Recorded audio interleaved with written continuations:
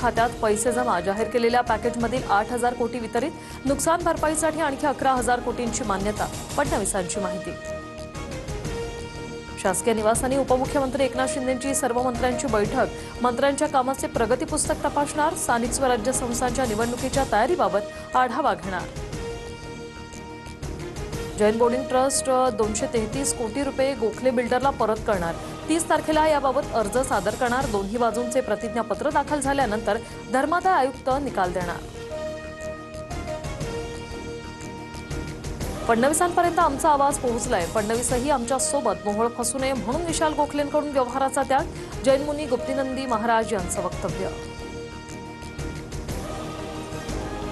तुळजापूर लवकरच रेल्वेच्या नकाशावर 3,295 कोटींच्या सोलापूर तुळजापूर धाराशिव रेल्वे मार्गाला प्रशासकीय मान्यता मंत्री प्रताप सरनाईक यांची माहिती